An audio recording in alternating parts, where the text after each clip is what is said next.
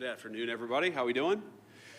Good. So I want to thank the law enforcement officers behind me for being here. I'll answer a few questions, but I want to say just a few things at the outset, just about what I've learned today and what I'm trying to do here. First of all, I want to give a shout out to the Annunciation school shooting families, because the last time I was in Minneapolis, it was of course to meet with some of those families. I understand that a couple of the students have made near miraculous recoveries, and just that was a very special moment for me to be invited into that community at a time of grief. And I hope that all of them know that though I didn't get to see them this particular time, I've been thinking about them and their families quite a bit.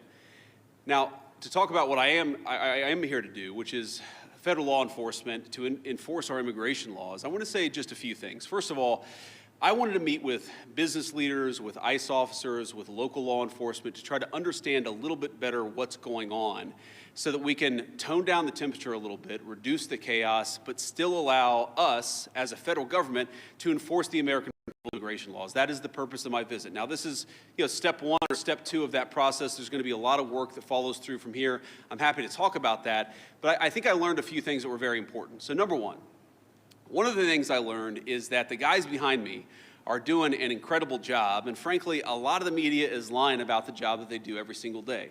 Now, it doesn't mean that there aren't occasionally stories out there, there aren't occasionally videos out there that suggest that these guys, or at least some of the people who work for them, are not doing everything right. But very often, if you look at the context of what's going on, you understand that these people are under an incredible amount of duress, an incredible amount of chaos, and because of a few very far left agitators, a lot of these guys are unable to do their jobs without being harassed, without being doxxed, and sometimes without being assaulted. That's totally unacceptable.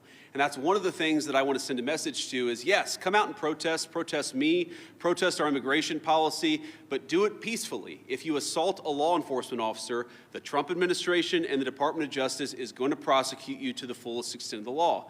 And I wanted to show some support for these guys who, frankly, are operating in a very, very tough environment. I heard a lot of stories today about that I think drives home just how chaotic the environment on the ground here has already gotten. For example, did you know that within the last, I think, week or so, maybe even more recently than that, you had a couple of ICE officers who were off duty, who had been doxxed online, who were sitting and having a meal at a restaurant in Minneapolis when a bunch of agitators showed up, locked the door, made them feel like they were in danger for their lives, and then, of course, it was federal law enforcement officers who had to come up, lower the temperature on the situation, and actually get those two off-duty officers to a point of safety.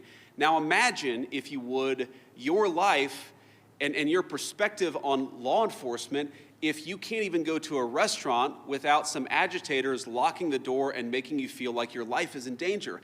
That is the environment that has been created, I think, by a lot of very, frankly, far-left people, but also by some of the state and local law enforcement officials who could do a much better job in cooperating and working. And by the way, I'm not talking about the cops, who these guys told me on the ground, the cops are very sympathetic to what they're dealing with. I'm talking about the state and local elected law enforcement officials who could do a lot better job in making their lives a little bit easier, and in the process, they would make the lives of all Minneapolis residents easier, and that's what we want. We want to be able to enforce the immigration laws on the one hand, while on the other hand, we want to make sure that people in Minneapolis are able to go about their day. And I want to say just one last point on this. So, I heard from a business leader today who told me a very tough story, and I think so much of what's gone wrong in Minneapolis is people not trying to understand the perspective of somebody else. Try to understand what somebody else is experiencing, whether they're a law enforcement officer or anybody in the community here in Minneapolis. So they told me a story about this manufacturing facility where an illegal immigrant was being arrested. And as these employees are going into the manufacturing facility, all of a sudden, an illegal immigrant shows up. They don't know it's an illegal immigrant, and then a bunch of ICE officers descend.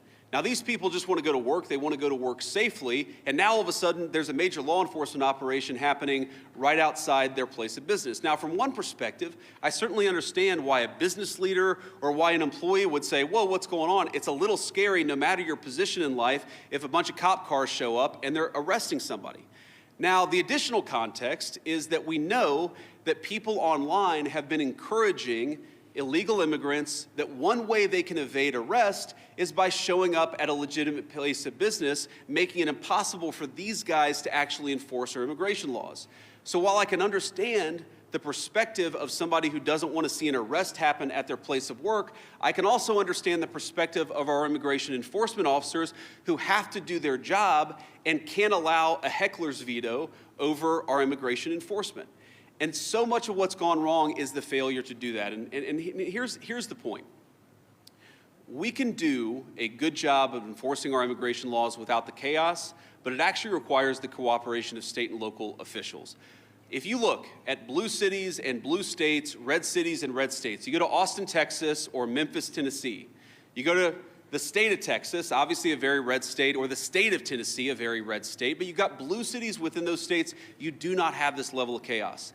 The reason why things have gotten so out of hand is because of failure of cooperation between the state and local authorities and what these guys are trying to do. We have a ton of resources, a ton of ICE agents in this city right now that I would rather us not have. I'd love to send those guys home. They're not even doing targeted immigration enforcement. They are trying to protect ICE officers who are doing immigration enforcement, because when a crowd surrounds them and these guys call 911, the local officials, the local cops have been told now. So we have people here who aren't even doing immigration enforcement, they're doing force protection, so that if a rioter tries to ruin the life or assault an ICE officer, they're actually protected. Now, why doesn't it make more sense for the local cops to get involved in that situation? Why not just have the mayor or the local officials tell the police officers, you know what, if an ICE officer is being assaulted by a far-left agitator, you are invited, you should actually help them. That's what would work out in any normal situation, and that's what happens in nearly every jurisdiction, red or blue, in the United States of America. The reason it hasn't happened here is because the local authorities have been told, stand down, do not help ICE, promote the violence, promote the agitation, but don't do anything to lower the temperature and lower the chaos. That's a problem. Here's another example of how the lack of cooperation between state and local officials makes it harder for us to do our job and turns up the temperature. Let's say, for example, we have a criminal migrant who is a sex offender. And let's say that we've got to go and arrest that person who, Democrat or Republican, wants a sex offender living in their community. I would assume, I would hope that most people don't. But because they're an illegal alien, we don't know their last address. We may have known their address 3 years ago, but we don't know their address now. What we'd like to do is talk to local officials and say, you know what, according to the Medicaid rules, where was the last address this person was domiciled? Or according to a SNAP application, a food stamps application, maybe that could give us insight to where this person is today. Or maybe they had some local court trouble. We could go to the courthouse or even the local jail and try to find where this criminal sex offender is today. The local authorities have been told, do not cooperate. So these guys are trying to go out and enforce the law. They're trying to arrest sex offenders, but they're trying to do it in an environment where local officials have been told, do not help them, do not provide intelligence about where these sex offenders might be. This is disgraceful.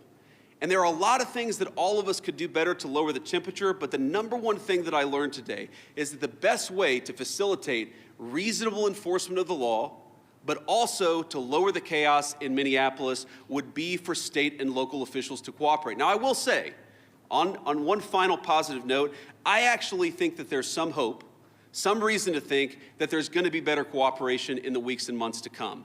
I think that because I've talked to some of the local officials here. I think there are reasons to believe that these people are going to step up and actually ask the cops to protect our ICE officers when they're being assaulted, who are going to ask the local courts to cooperate with getting criminal sex offenders out of our community. That's a good thing.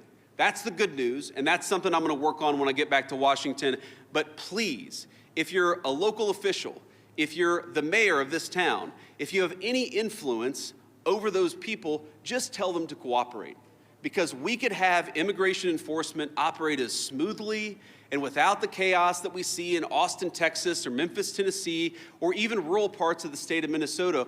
All we need is a little cooperation. I guarantee you, we're going to do the best to be professional, to respect people's rights, to not do anything that we don't have to do in order to enforce immigration laws, but it would make our lives a lot easier, it would make our officers a lot safer, and it would make Minneapolis much less chaotic if we had a little bit of cooperation from the state and local officials. With that, I'll shut up and take some questions. Thank you, guys. Vice President Vance, a local school district here is alleging ICE agents detaining a a 5-year-old after preschool on Tuesday. We've also seen multiple American citizens detained by ICE or harassed by ICE in the last 6 weeks. Are you proud of how your administration is conducting this immigration crackdown here in Minnesota right now? Well, I'm proud of the fact that we're standing behind law enforcement, and I'm proud of the fact that we're enforcing the country's laws. But, you know, you asked a question about this 5-year-old kid. I actually saw this terrible story while I was coming to Minneapolis. We had just left Toledo, Ohio this morning for an economic messaging event. And I see this story, and I'm a father of a 5-year-old, actually, a 5-year-old little boy, and I think to myself, oh my God, this is terrible. How did we arrest a 5-year-old? Well, I do a little bit more follow-up research. And what I find is that the 5-year-old was not arrested, that his dad was an illegal alien, and then when they went to arrest his illegal alien father, the father ran. So the story is that ICE detained a 5-year-old. Well, what are they supposed to do? Are they supposed to let a 5-year-old child freeze to death? Are they not supposed to arrest an illegal alien in the United States of America? If the argument is that you can't arrest people who have violated our laws because they have children, then every single parent is going to be completely given immunity from ever being the subject of law enforcement. That doesn't make any sense. No one thinks that makes any sense.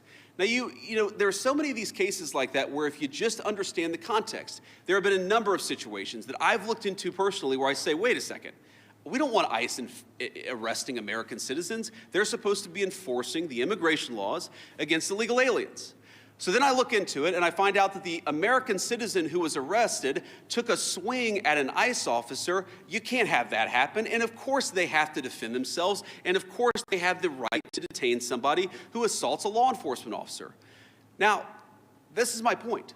Do we want these things to happen? Do we want these arrests to be so chaotic? No, we don't. These guys want it least of all, but if we had a little cooperation from local and from local and state officials, I think the chaos would go way down in this community. President! Go ahead. After the Renee Good shooting, sir, the administration seemed to suggest... Yeah, well, you can go next. Oh, no, I'm sorry. I thought you pointed it out. No, that's fine. I'll take both. After the Renee Good shooting, sir, the administration seemed to... After the Renee Good shooting, the administration seemed to suggest that ICE officers enjoyed near complete immunity. But today you told the Washington Examiner that when appropriate, the administration might take disciplinary actions against ICE agents. So is that a change of opinion? And if so, why the change in tone? No, I didn't say, and I don't think any other official within the Trump administration said that officers who engaged in wrongdoing would enjoy immunity. That's absurd. What I did say is that when federal law enforcement officers violate the law, that is typically something that federal officials would look into. We don't want these guys to have kangaroo courts. We want them to actually have real due process, real investigation, because again, sometimes they're accused of wrongdoing, and it turns out when you learn the context, they didn't actually do anything wrong. But of course we're going to investigate these things. Of course we're investigating the Renee Good shooting, but we're investigating them in a way that respects people's rights and that ensures that if somebody did something wrong, yes, they're going to face disciplinary action, but we're not going to judge them in the court of public opinion. I've spoken at length on this particular case. I think that Renee Good's death is a tragedy. I also think that she rammed an ICE officer with her car. So the tragedy here is multi-layered. The tragedy is there was a misunderstanding. The tragedy is that Renee Good lost her life. The tragedy is that you have ICE officers who are going into communities where they're worried that if they call 911, no one's going to come to help them. That is what produces this terrible situation, and it's something state and local officials here in Minnesota could solve. Mr. Vice Yes, sir. Could you give us a message towards March for Life tomorrow, especially regarding this cooperation and family values? It's a shame that kids have to get caught up in all this, and towards that, sir. Well, it is a shame that kids have to get caught up in this. I am speaking at March for Life tomorrow. I'm pro-life, and I'm very excited to speak there. I want to talk about local law enforcement, but, I am, as a child, I saw people in my family get arrested. It's terrible. It's heartbreaking, it's chaotic, it's traumatic for the kids. I can recognize that, and I can recognize that we got to support these kids, while on the other hand saying that just because you're a parent doesn't mean that you get complete immunity from law enforcement. And I think we have to hold both of those thoughts in our head at the same time. We've got to be sympathetic to the kids who are caught up in some of these enforcement actions. We've also got to say we have to enforce the law without bias, with fairness, but we've got to enforce the law. Mr. Vice President! Speaking about local government, there was a class in Colorado a few weeks ago, and their mayor said they haven't heard about ICE being in the city, and how does ICE kind of proactively work with these local agencies Jordan those policies, and what's your response to that? You said there was an altercation in St. Cloud. Yeah. Last week, after the incident, the mayor said that ICE did not communicate with them that they were in the city for immediate operations. The police chief did not know about the operation at the time. Could you talk a little bit about proactive communication with Yeah. local law enforcement? Yeah, it's one of the takeaways. I've talked with these guys before we came on the stage, but during our roundtable and some of the other conversations we've had, communication, we absolutely want to ensure there's good communication between federal officials and state and local officials, and I'm sure that we can do better on that. We absolutely want to make sure that we are communicating, but that also requires a two-way street, and that's the point that I make about state and local officials. These guys will absolutely communicate with state and local officials. They'll tell people if they have to do an enforcement operation in a particular municipality, but part of that is they also want to ensure that if they're communicating about their whereabouts, that's not being used as a weapon against them. Sometimes they tell people where they're going, and then they find out that their agents' faces are on on Reddit or on some social media thread saying, here's this guy, we know he's going to be at this place at this exact time. So that communication has got to be a two-way street. These guys are going to communicate with business leaders, with local officials, with state officials, but we also need the local officials and state officials to do a good job of protecting people when they're in their communities. We're not asking, by the way, we don't want any police officer in this community, in this state, to help us do immigration enforcement. We've got that. But if a protester shows up and that protester turns violent against our immigration officers, we really, really need the cooperation of our local partners. We haven't gotten it yet, but I think if we do, we really can lower the temperature. Yeah.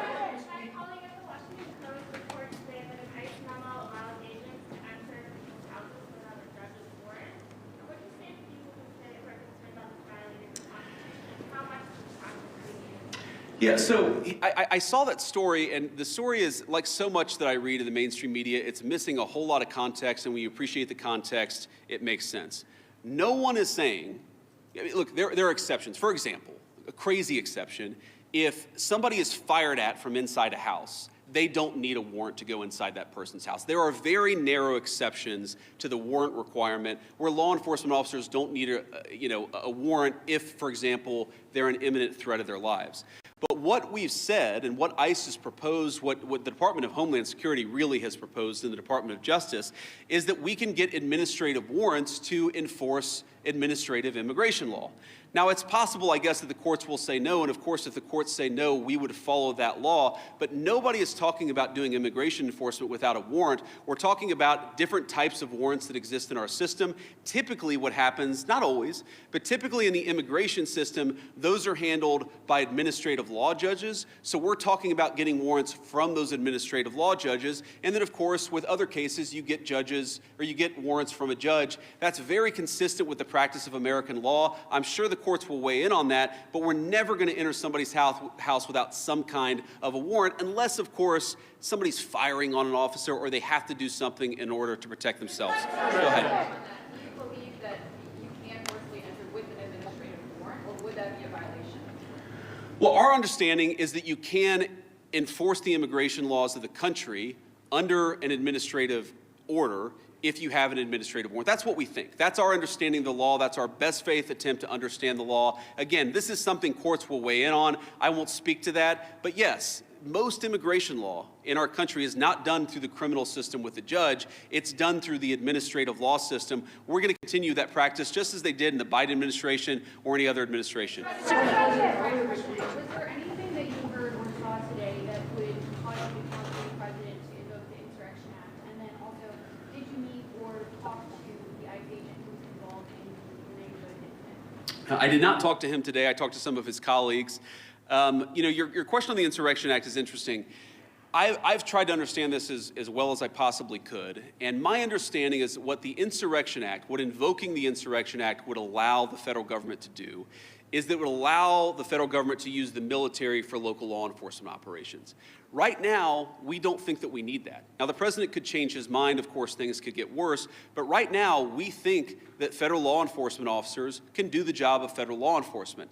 Now, what I do worry about, again, is if the chaos gets worse, if more and more ICE agents start getting assaulted, if other law enforcement officers start getting assaulted, that would be a real problem. But again, we have so much federal law enforcement resources here right now. We have so many people here that we do not want to have here. I do not want so many ICE officers in Minneapolis right now. I mean, good Lord, it's really, really freaking cold outside.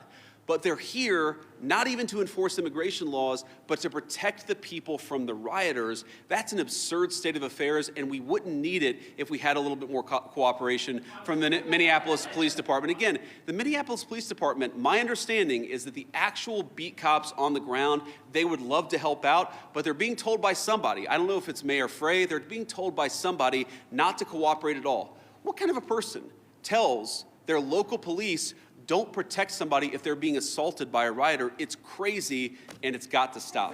Yes. Earlier this week, local law enforcement accused federal agents of racial profiling. Why are there so many U.S. citizens being caught up in this operation? Well, I think your question assumes something that's not necessarily in evidence, which is that when there are American citizens who have been caught up in some of these enforcement operations, very often it is people who have assaulted a law enforcement officer. They're not being arrested because they violated the immigration laws. They're being arrested because they punched a federal law enforcement officer. That is a totally reasonable thing. Now, to the accusation of racial profiling, look, it's something that we take very seriously. We will take accusations of racial profiling back to Washington. We'll certainly look into them as they come up. But this is not a group that's going around and looking for people who violated the law based on skin color. They're looking for people who violated the actual law, the law of our immigration system in this country. And so long as we had more cooperation, I think they could do these things in a much more targeted way. They would actually know where some of the bad guys are. I mean, again, you hear things that are hard to believe, but I've confirmed that they are true. Sex offenders who we're trying to get off the streets, who the local officials won't tell us their last known address. So then the local officials say, oh my God, these guys are doing widespread targeted enforcement operations, when in reality, we would love to just go to one house. The local officials won't tell us which one house to go to. Mr. Vice President. Mr. Vice President, to that question, the local police chiefs have said their own off-duty officers, so police officers, are being targeted because they are a person of color and asked to show their papers. Is that a concern of the administration of the Department of Homeland Security if local law enforcement says their own officers are being targeted, and they described it as, quote, civil rights violations in our streets? So I saw one story about this and one local police officer who said this. And look, certainly is it a concern? Absolutely. The first thing we have to figure out is whether it happened or not. And then if it happened, whether there is a good explanation or a bad explanation. And of course, if somebody violated the law, if somebody racially profiled, if somebody violated the rights of one of our fellow citizens, that is something we will take very seriously. What I also would say is that many of the most viral stories of the past couple of weeks have turned out to be, at best, partially true. So we want to try people based on reality, based on the truth, based on context. We're not going to prejudge people just because of viral social media story that turned out to be half false. Mr. Vice President. President, a quick question. About the roundtable you just had, I presume that happened. Did you invite anybody with an opposing point of view to get an idea of why people are upset here? And just as a quick follow-up, have you reached out to Governor Walz at all in an attempt to turn down the tent? So I haven't talked to Governor Walz on this particular trip. A number of members of our administration, I believe our chief of staff, spoke to the governor and has been in constant contact with his staff over the past week. We've been in my office in constant contact with people here on the ground in Minneapolis. There were certainly people at our roundtable with opposing views, and look, I don't even know, whether it's public, but yes, we met with people with opposing views here at the roundtable. I wanted to get a perspective from everybody, but also, of course, offer my opinion that with a little bit more cooperation, we could lower the chaos. We're going to keep on doing that. If Governor Walz wants to call me, we'll absolutely continue talking. I will say that my sense of this situation, having talked to these guys for a long time, is this is primarily a law enforcement issue. This is the Attorney General, this is the local mayor, this is all of the organs of local and state law enforcement. That's who we focus on, but we've certainly been in communication with the governor and his office as well. Vice President. Yeah. So local law enforcement obviously hasn't been really helping out with the agents who've been assaulted repeatedly. What's the plan if nothing changes there here locally and this operation has attracted thousands of agents? Are there any plans to go into any other cities from here? Well, right now we're focused on Minneapolis because that's where we have the highest concentration of people who have violated our immigration laws, and that's also, frankly, where we see the most assault of our law enforcement officers. I mean, our plan is very simple. If you assault a federal law enforcement officer, we're going to do everything that we can to put you in prison. It's very simple. And most of these protesters, as much as I may disagree with their politics, most of them have been peaceful, but a lot of them have not been peaceful. And if you go and storm a church, if you go and insult a federal law enforcement officer, we're going to try very hard. We're going to use every resource of the federal government to put you in prison. Respect people's rights.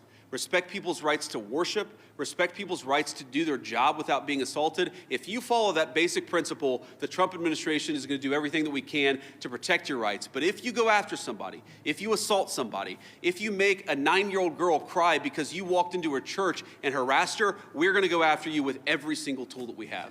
Vice President. Maggie Vesco with NBC News, sir. Your administration has said repeatedly this is about safety, about making Americans feel safer.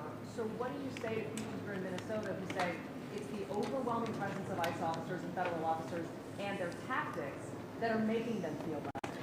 Well, one thing I would say, first of all, we saw in 2025 the biggest one-year drop in murders in the history of the United States of America. Significant reductions in violent crime. The reason why we have less violent crime is really two reasons. Number one, because we're enforcing the immigration laws and getting very violent criminals out of our country. And number two, because we're enforcing our criminal laws and putting guys who assault and murder behind bars. This is part of a broad effort to make us safe. And the chaos that people are seeing, and I understand there is frustration of the chaos, I'd say that we're doing everything that we can to lower the temperature, and we would like federal and local, state and local officials to meet us halfway.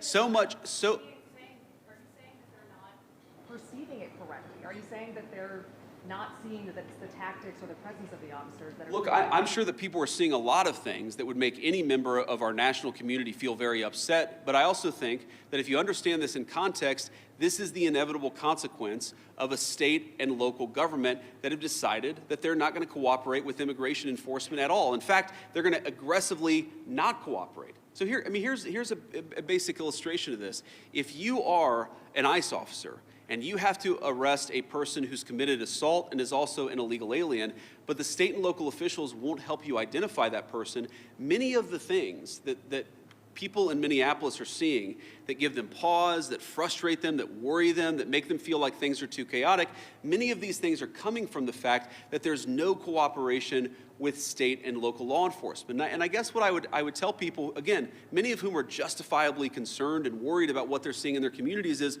why are we not seeing it anywhere else? We're seeing this level of chaos only in Minneapolis. LA and Chicago, we had some problems there. Pretty much every jurisdiction where these guys are operating, you don't see the same level of chaos, you don't see the same level of violence, you don't see the problems that we're seeing in Minneapolis. Maybe the problem is unique to Minneapolis, and we believe that it is. And it's the lack of cooperation between state and local law enforcement and federal law enforcement. Sir. CNN. ICE has been operating here for years with less pushback than we're seeing right now. And even the St. Paul police chief recently said, is there not a way to find common ground without scaring the hell out of people in the community? Those were his words. And I just wonder, with this Operation Metro Surge, is any part of it meant to send a form of political message to the leaders here in Minneapolis and the state of Minnesota? And I know you talked about you've been in touch with the governor's offices and the mayor's offices, but why have you not been able to speak to them directly? Have they not been willing to do so? Well, look, I have spoken to some of the people in Minnesota directly. I spoke to some of them today. I've spoke to others in the past. And again, our staff has been in very direct contact with pretty much every official with any influence or any power in Minneapolis. But no, we're not trying to send a political message. We're trying to enforce the law. And unfortunately, what has happened is that as we've enforced the law, there's been this weird reaction, again, unique to this city. This is not a common thing across the United States of America. There's been a very unique, very Minneapolis-specific reaction to our enforcement of federal immigration laws. What I'm trying to do here today is understand why that is. What is it about Minneapolis that has become so chaotic? What are the specific types of cooperation that we need? Look, I don't need Tim Walz or Jacob Frey or anybody else to come out and say that they agree with JD Vance or Donald Trump on immigration. I just don't need that. What I do need them to do is empower their local officials to help our federal officials out in a way where this can be a little bit less chaotic and it can be a little bit more targeted. Like if we're trying to find a sex offender, tell us where the guy lives. Simple things like that, simple changes in how they're approaching immigration enforcement would make this work a lot better. It would make Minneapolis' streets a lot safer, and it would make this whole thing a lot less traumatic for this community. I'll take one more question. Mr. Vice President. Go ahead. President, you've said that it's time to turn down the temperature. Does that include changes to both ICE and CBP tactics that we've seen employed on the streets, including less than lethal tactics, pepper spray, pepper ball? Beyond that, what is the federal government's role in turning down the temperature? And the Minnesota Department of Corrections says that its own officers have been cooperating with ICE all along, handing over criminals once they serve their sentences to ICE officials. Can you concede that there is some cooperation with the state? Yeah, look, if I was going to list the 5 agencies locally and statewide that I'm most worried about, I wouldn't put the Department of Corrections on that list. I think that while there are certain things we'd like to see more from them, they've hardly been the worst offenders. You agree with that, guys? That's a fair assessment. But I think you talked about tactics and you talked about the response to things. Look, we don't want to employ tactics that we don't want to employ the kind of tactics that are only necessary when violence is committed against officers. That is these guys' directive, and that's what we're going to try to do. And again, the President said this a couple of days ago, whenever you have a law enforcement operation, even if 99.99% of the guys do everything perfectly, you're going to have people that make mistakes. That is the nature of law enforcement. What I do think that we can do is working with state and local officials, we can make the worst moments of chaos much less common, and all they've got to do is meet us halfway. These guys want to communicate with them. They want to talk to the local business leaders. Many of these guys, many of the people standing behind me are members of the Minneapolis community. Many of the officials that I met today who work in federal immigration enforcement, this is their home. They love this place. These are their neighbors.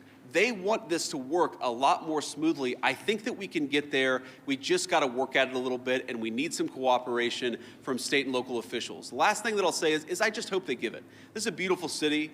I've only been here a few times. I love it. Even in this weather, I love Minneapolis. We could do a lot better. We could do a lot more with more cooperation. The Trump administration, the directive that I got from the President of the United States is meet these guys halfway. Work with them so that we can make these immigration enforcement operations successful without endangering our ICE officers, and so that we can turn down the chaos a little bit, at least. I think a lot, actually. But for us to do that, we need some help from the state and local officials. We will keep on working with them, and so long as they're willing to work with us, they will always find a partner in public safety and law enforcement in the Trump administration. Thank you all.